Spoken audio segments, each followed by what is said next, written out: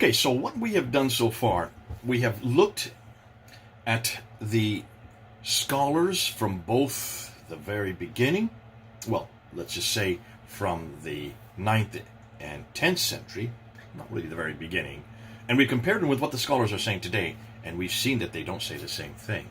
We've also looked at the historical problems with the Quran and showed that if this had really come from God, he would have not made these many mistakes. And then we went and we looked at what we call source criticism. We looked and saw where so much of the Quran had been borrowed from other sources, and the wrong sources. God would not do something like that, borrow material that is from the 2nd, 3rd, 4th, and 5th, and 6th century for that which was already existing, had already been compiled from 1400 BC all the way up until the 1st century AD. God would not make that kind of mistake. Man would, but not God. Now we're getting into some of the more juicy material, and this now goes into what has been happening in the last month, or a little over a month, and we're going to now move into the actual compilations of the Quran. What does history tell us, and what does the tradition tell us? So the traditions, we're going to start with them because we have to go, that's the only thing that Muslims know. That's the only thing you ever heard. That's the only thing that's ever been taught anywhere, on any school, on any campus, whether it's an undergraduate, postgraduate, you name it. There's only ever been one narrative concerning how the Quran was compiled. And that's in the traditions, the 9th and 10th century traditions. That's all that we are dependent on. But then we're going to go back to here. So let's go ahead and unpack that, and let's go and see what we're talking. And let's get back to this lecture, and then carry it on from there. Okay, so back to the lecture. Now, to understand how the Quran was put together, you need to go to the Hadith, and you need to go specifically to Al-Bukhari. Al-Bukhari is the one that recounts it the best. And when you go to Al-Bukhari, you need to go to volume 6, Hadith number 509 and 510. There's 509 up on the screen there. You can see it in the Arabic on the right, and you can see the English translation. It's too long. I'm not going to read the whole thing. Let me just summarize what it says. According to what Al-Bukhari says. Now remember, Al-Bukhari is writing in 870. So this is the late 9th century, writing for that which has happened in 632 to 634. So, wait, hold on. What did I just say? Al-Bukhari is writing in the late 9th century for that which is happening in 632 to 634. Did you pick that up? See, this is where people aren't looking at it. This is what people haven't really paid attention to, and so I want to spend some time really showing you what I mean. I'm going to put a graph up here. Let's take a look and put this graph up here. All right, now look at this graph. Here you see it's Sahih al-Bukhari. So this is the Bukhari we're talking to. This is the guy that everybody's going to. Take a look where his date on the right of this graph is. He dies in 870, so we can assume that he did his compilations in the last 20 years of his life, between 850 and 870, so to speak. Now, take a look at the left side of the graph, and there you can see where Muhammad dies. This is what the traditions tell us, 632, and where most everybody believes the Quran was compiled, 652. So everything we know about Muhammad's death, about everything that happened during his life, what happened between Mecca and Medina and all the rest, and everything we know about when the Quran was compiled, everything that I'm talking about in this lecture is concerning the first compilation and the second compilation, 632 and 652, where the Quran was finally compiled with Uthman, does not get written there where you see those two arrows are on the left. Not at all, nor in the next century. Can you see the problem? It's not till the next century, the 9th century, the 800s, that we first get the biography doesn't get written until about 830, but this material that's talking about the Quran, which we're dealing with in these lectures, does not get written down to 850 to 870. That's 218 to 238 years too late. Roughly around 220 to 240 years, 220 to 240 years after the fact. Now, that's why you need to look at a graph. Get that in your mind. See that and blaze it in your mind, because everything I'm going to be telling you, everything that Muslims are going to be telling you, comes from that period on the right, for that which is happening in that period on the left. 200 to 240 years too late. So everything that I'm going to be saying now, everything that I'm going to be unpacking now, everything that that we have always known about how the Quran was put together, comes from 200 to 300 years later. In this case, al-Bukhari, 240 years later to round it off. 240 years after the fact, after the time that Muhammad dies. Okay, let's go back to the lecture. So he's writing about what is happening immediately after Muhammad dies. Muhammad dies in 632. The Quran had not yet been written down. And so Abu Bakr, who is the caliph, along with Umar, who will be the eventual caliph, the two of them have a crisis on their hands. Because many of those who went to the battle in Yamama were killed, and many of those who were killed had memorized the Quran. So they were losing those who had memorized the Quran. And they needed to do something about it, to preserve the Quran. So they call Zayd ibn Thabit. Now, Zayd ibn Thabit is the secretary of Muhammad. They call him in to write the Quran. And he says, no, I can't do something that the Prophet had not done. Okay, need to stop there because I need to give you some background material. Let's go and put this, let's go and put exactly what we're talking about. Let's put it up on the screen. So here you go, on the screen. Now, notice, this is al-Bukhari, this is Sahih Bukhari, volume 6, book 61, hadith number 509. Look at the top there. You'll notice I've got underlined in green that is the reference that you need to go to find what we're referring to from the USC-MSA web. That is the old way of looking at al-Bukhari. Today now, you can't find this anymore. In fact, I had to really scour the internet to find this reference, because this is the reference we've been using. This is what I used when I was in seminary. This is what I used when I was at SOAS there in the University of London back in the 1990s. But now, you have to go to Dar al-Salam. You see that at the top there, the one above it in green. That reference, and their reference for the same passage there in al-Bukhari is Hadith 4986, book 66, Hadith 8. Completely different categories, completely different numbers. I'm sorry, it's nothing, I can't do anything about that. This has nothing to do with me. This has to do with Muslims today. They have decided to throw away the old reference system called USC-MSA web reference and introduce an entirely new one in just the last 10 or 15 years. So bear with us, bear with us. I have this problem all the time. Muslims are always coming to me and saying, you don't know what you're talking about, you're making this up, this has nothing to do with al-Bukhari, and they are always getting on my back for it, because they can't find it. What's more, there's a whole nother set of al-Bukhari now that's out there that are called the summary or the abridged version, which only has bits and parts of al-Bukhari that are sanitized, only the ones they want you to see. They usually don't have this part. They don't have anything about Muhammad's sexual proclivities. They don't have anything about Muhammad's violence. That has all been taken out, and all you see now is just the abridged version. This is the politically correct version that Muslims are want you to see, and this is the only ones that they know about. And so when you come up with these references, they think we've just put it together. They think we're just making it up. I know David Wood has this problem all the time, because he's always putting material like this on screen, and Muslims are screaming and howling and yelling, "You made it up! This is not true! It doesn't exist!" Well, it does exist. It's right there, and that's why I use the USC MSA, because this is what I've always grown up with. So when I put these up there, I'll put both of them so you can see both of them, just to show you that I'm not making this up. Why would I waste my time making something like this up? So here we are. This is Volume 6, Book 61, Hadith number 509, and that's what I've said in the lecture.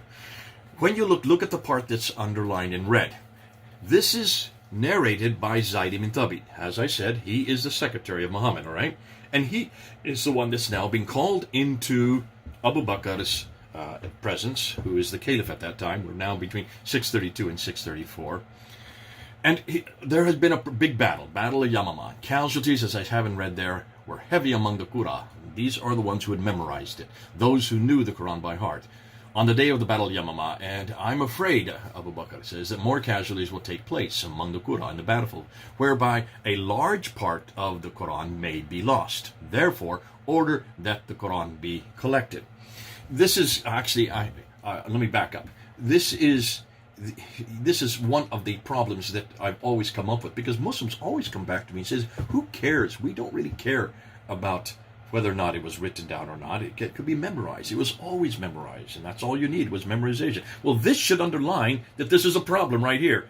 If you don't get what's going on here, the fact that this was such a crisis, there in 632 to 634, that we know that the Battle of Yamama, only 70 people were killed. So if 70 people dying caused this much of a crisis, that they had to come together and have it written down, that should tell you something right there, okay? That should tell you something right there. Okay, let's get back to the lecture. So they say, nonetheless, it's a good thing to do.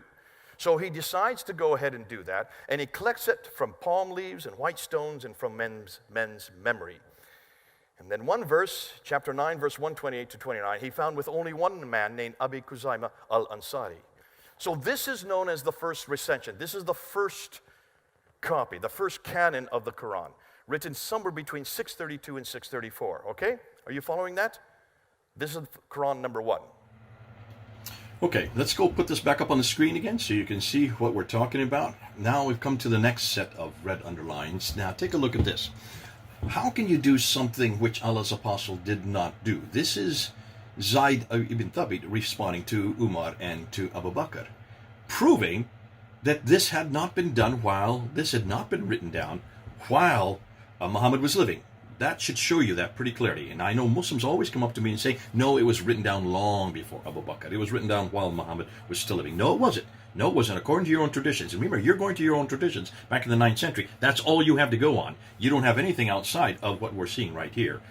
And here, it's obvious to me that the Quran had not been written down while Muhammad was still living. So, it comes in, he says, Abu Bakr says, he chose Zayd ibn Thabit because you used to write the divine inspiration for Allah's messenger. So you are his secretary. You're the one that's supposed to do that. You are the one that's best suited to do this, is what he's saying. You should search for the fragmentary scripts of the Quran and collect it in one book.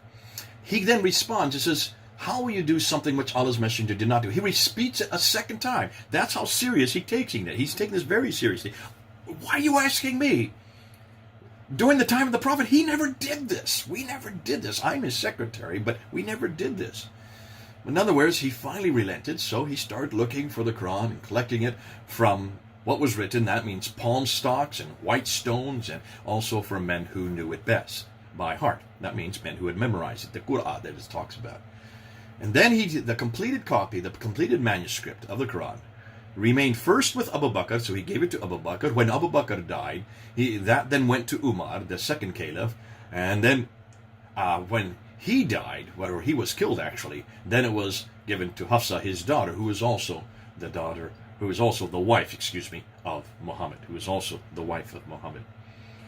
And as I said there on stage, according to tradition, not these ones here, but other traditions, she then kept it under her bed for 20 years. Okay, back then to the lecture. According to tradition, not according to Al-Bukhari, that Quran then is given to Hafsa, one of the wives of Muhammad, and she puts it under her bed and leaves it there. Roughly 20 years later, then we get to volume 6, hadith number 510, the very next page. So we've jumped 20 years. Now we're roughly around 652. Are you following me? We were in 632, now we're in 652. In 652, Uthman now is caliph. Abu Bakr and Umar have both died. Uthman has another crisis on his hand.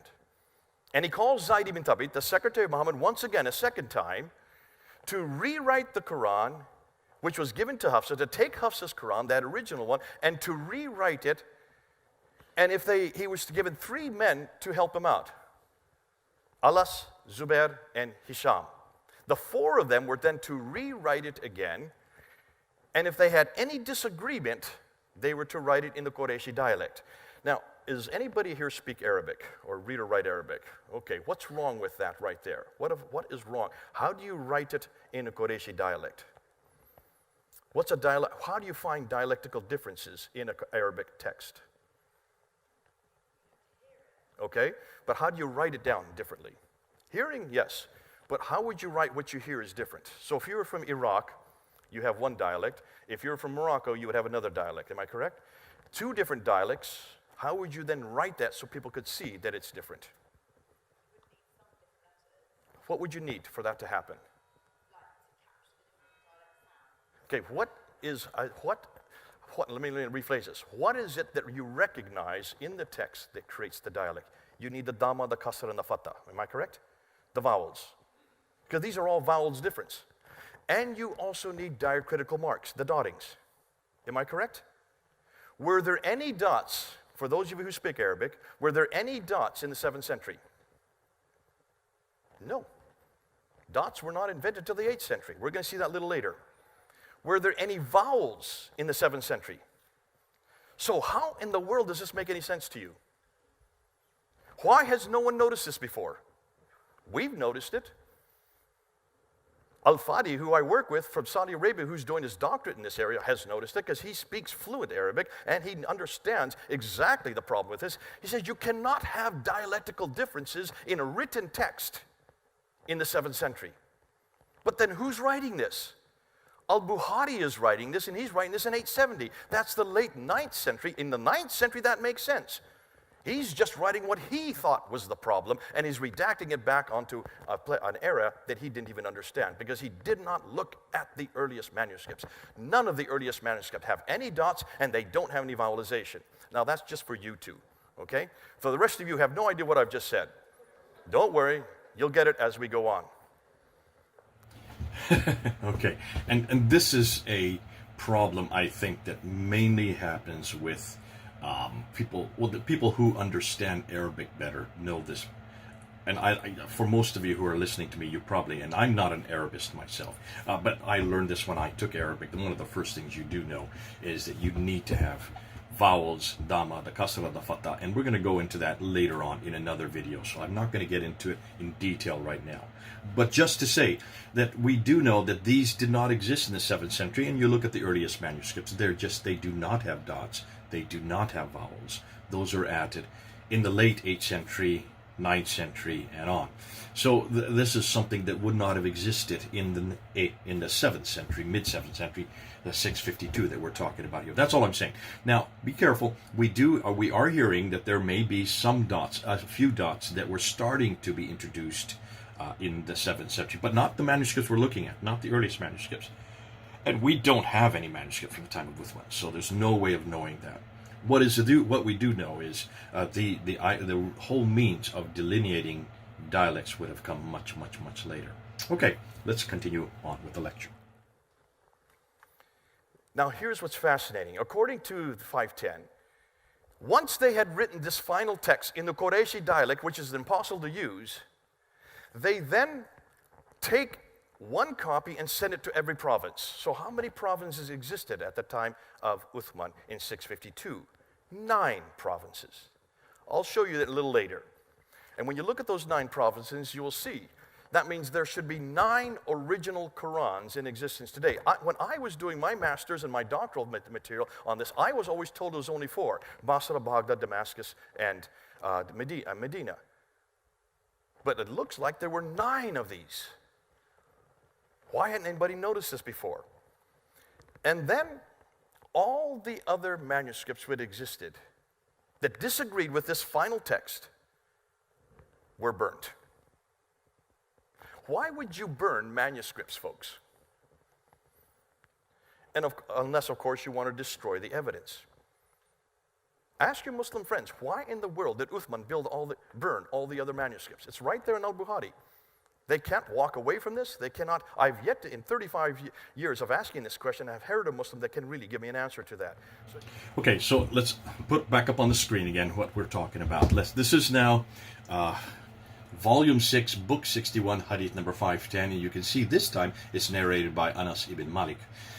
And you have this man, Hudayfa ibn al-Yamam. Hudayfa comes to Uthman in 652 now, so we're 20 years later, and he's really upset because these people in Shams and Iraq. Shams and Iraq. What is Shams? Would be Syria today, and Iraq. So that's much, much further north. These are the people in Shams in Iraq. They are reciting it differently. See, these people in Shams and Iraq, they have different recitation. So and this is what Shabir Ali has brought up in his videos that he did on May 19th, earlier this year, about a month and a half ago. And he said very clearly that this is nothing more than dialectical difference. So something's wrong with the dialect in Syria and Iraq that's very, very different than that which they speak in the central part of Arabia. And that is very clear, because look what he says. He then has Zayd ibn Thabit, the same fellow that had written the remember the one before, the one that back at the time of Abu Bakr. He brings him out, the same guy, and he asks him to get Hafsa's copy. That's the copy that had been written 20 years earlier. And he asks him to come along with 3 others. And you can see I've got them underlined. A fellow named Abdullah ibn al-Zubair, Saad ibn al-As, and a fellow named Abdurrahman bin Harith bin Hisham. 4 of them, therefore, were to write it in what? They are to write it in the Qurayshi dialect if they have any dispute. So that's very clear. You're not to put it into the Iraqi dialect. You're not to put it into the people from Shams, from Syria. So do not take the dialect that's up north. You're to use this dialect, Qurayshi, and only this dialect. That's hugely important. Not in this lecture, but you're going to see later on. That's enormously important because we're going to find out what is the dialect they finally did choose, which is the Quran they're using today. And it is not from the Qurayshi dialect. Okay, so that's important because I'm just now reiterating what the traditions say. So once he does that, and Zayd ibn Thabit along with these 3 friends then do that, he then gives it to Uthman, and then Uthman sends it out to these different provinces. Now, traditionally speaking, most people think it's just 4 cities. 1 was left in Medina, 1 was sent to Basra, 1 was sent to Baghdad, Kufa or Baghdad, right there in northern Iraq, or central Iraq, and then 1 was sent way up to Damascus. So, Medina, Basra, Baghdad, and 1 is in Damascus. But we're finding out if it's every province. If you're going to go by what the traditions say, you need to look at the provinces. And we've looked and seen how many provinces there were, and there were actually 9 provinces. So it could be anywhere from 4 to 9.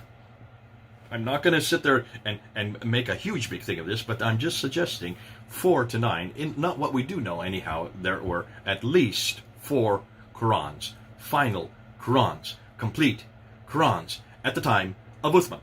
Getting that? I'm really emphasizing that because that's going to become hugely important once we get into the manuscript material, which is going to be in a few lectures from now. Okay, so let's get back then to this talk, and let's now see what my problems are, because I'm going to come up with some of the problems that I have here. Okay? So here are my problems, and these are the problems I have with those 2 first compilations, 1 in 632 and the 1 in 652. Concerning, let's start with the 1 in 632, 6509. First and foremost, my first question is, why in the world, if God in his wisdom was going to give the final revelation that's going to supersede all the previous revelations, why in the world did he use a language that could not even accommodate it? When he already had Hebrew and Greek in his earliest revelations, why in the world does he turn around and use a completely new language which had no diacritical marks, had no vowelization? You can't even read it or understand it. Why in the world would he choose that? Secondly, why would he give his greatest revelation in the history of mankind to a man who couldn't even read and write?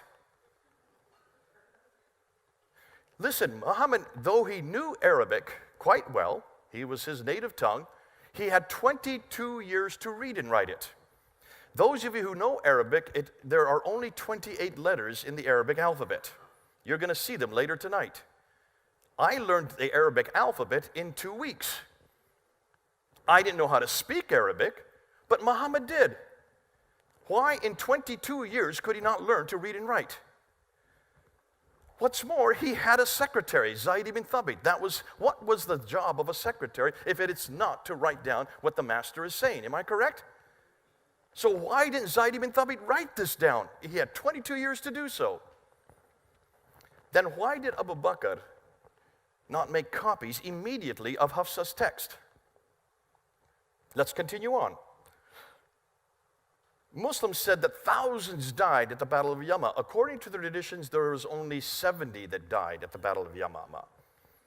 Doesn't this prove that there were very few who actually knew the Quran at that time, if only 70 knew it? Doesn't this also prove that there was a real crisis with the Quran? Because if this was the case, if this was such a crisis that with 70 dying, then when I hear Muslims say it didn't matter if they were all killed because people had memorized it, obviously this was a much greater problem. The fact that they had to write it down means they could not trust people's memory. And I can understand that because I don't trust people's memory today. Yeah. So this proves to me that memorization wasn't good enough to preserve the Quran. When Muslims tell me that all the time, I just point them right back to the Battle of Yamama and say, you've got a problem here, because Abu Bakr and Umar realized that they needed to write it down. When we get to 510 then, How could there be dialectical differences in the mid-7th century? Because in order to have dialectical differences, you have to have vowelization. You have to have diacritical marks. They didn't even exist. They were yet to exist for 100 years, and the vowelization would not to exist for another 200 years. And then why in the world did Uthman burn it, for heaven's sakes? Doesn't this suggest that they didn't agree? Why didn't he preserve so we can look and see which ones they did disagree, so we can see where the disagreements were? Then let's look at the 9 cities, and here they are. Basra, Baghdad, Damascus, Jerusalem, Cairo, Alexandria, Aden, Herat, and Nishapur. Went too fast. Those are the 9 cities. Now take a look at those 9 cities. Except for Jerusalem, all of those 9 cities still exist under Islamic control. Am I correct? And for 1,400 years, they have been under Islamic control. I don't recall of any floods. I don't recall of any damage. I don't recall of any conquest. I don't recall of any fires that would have destroyed those manuscripts. So why is it that if they've sent to 9 different cities, why is it we can't find one of those 9 earliest manuscripts? Not one. Not one exists today. Either that's ineptitude on a grand scale, or they never existed to begin with. I think after tonight, you'll see it's the latter. But let's continue on. Number 6, the fact that Zayd ibn Thabit came up with Surah 33:23 with just one man, Khuzaimah ibn Thabit al-Ansari, proves the Quran wasn't even complete in 632. Could there have been many other surahs that he missed? What about the material which was lost with those killed in the Battle of Yamama? If there was a second Quran in 652, why now do we have up to at least 32 Qurans in existence today, all in Arabic? Well, I think you know where I'm going to today from what you're seeing there on the lecture. And there's not too much more that needs to be said because I think the damage is already there. The fact that with just these first 2 Qurans, we are talking about different Qurans. We're talking about some internal contradictions. We're talking about some real problems. I did want to go back, though, to this whole situation about recitation. If recitation was that good, as I'm hearing Muslims say all the time, and memorization was that great, as they are saying even today, people can memorize the entire Quran. Understood. The reason you can memorize the entire Quran is because you have something to memorize. You have a text in front of you. You don't just memorize what other people say. Because depending on who's saying what, you can get many different versions. We know that with Chinese whispers. Sorry for anybody who's Chinese, but that what you do in birthday party, you can start saying something in some person's ear, and they say to another person, they say to another person. By the time it gets to 15 people later, it's a completely different thing than what you started with. If that can happen within a period of 15 minutes with 15 different people, you can then understand what would happen over a period of 200 years of memorization. So there is a difficulty here. There is a real difficulty here with the problem of memorization. More than that, if memorization was that great, then why did they even need to write it down? Why was this crisis in the very beginning? And secondly, if memorization was that great, then what's the purpose of burning manuscripts? More than that, burning manuscripts are a material thing. Burning manuscripts means these were actually written down.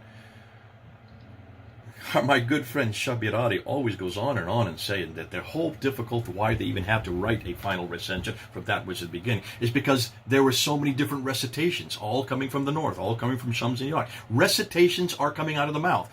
Then if there's all these different recitations, why are you burning manuscripts? You do not burn people's tongues. You do not burn their mouths. You can't burn recitations. Obviously, those recitations had to have been written down, evidently.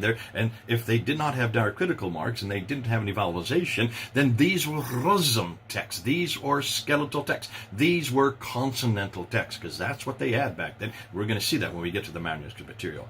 These were consonantal texts that were appearing differently than what was given to Hafsa, than what was existing back there in 632. In 652, 20 years later, it looked like there were many different Qur'ans that did not agree. That's why you have to burn Qur'ans. You dispel and you eradicate the evidence. Dear. Remember, just one other thing before I go on. I did talk about the fact, why is it Muhammad could not have memorized this, because Arabic only has 28 letters. I stopped to think, they didn't have 28 letters. If you don't, 28 letters is with all the diacritical marks in place. If you look at the consonantal texts, they really only had, and what I've been told, and this is something that has been told me by other Arab experts, that in the 7th century they only had 16 letters. With the addition of the diacritical marks, then you get the other 12 that come afterwards to make it 28. So you can see, if this is the case, then he even had less letters. He had less and an easier time to have learned how to read and write. Nonetheless, all of these come together to show us that there were some real problems at the very beginning, and these are things that Muslims have not taken into consideration. We are, and we're asking these questions, and these are legitimate questions. They didn't even have a complete first Quran, because you can see twice in both places, in both of these renditions, both of Abu Bakr and Uthman, Zayd ibn Thabit found one reference that he didn't find with anybody else except with one man. And then when he gets to the time of Uthman, he still finds another one that he hadn't heard about. Well, what about all those who had died? Did they also die with other verses, with other surahs in their heads at the Battle of Yamal? So, it just gets better and better. We're starting to get into the juicy material now. We're starting to get into much more damaging material on the historical problems with the Quran. God be with you. It's been good having this time. Now we'll continue on. We'll start going into some of the most exciting, and this is coming up to that which we've been talking about in this last month, and that is the diacritical variants. Okay, until then, this is Jathan. Over and out.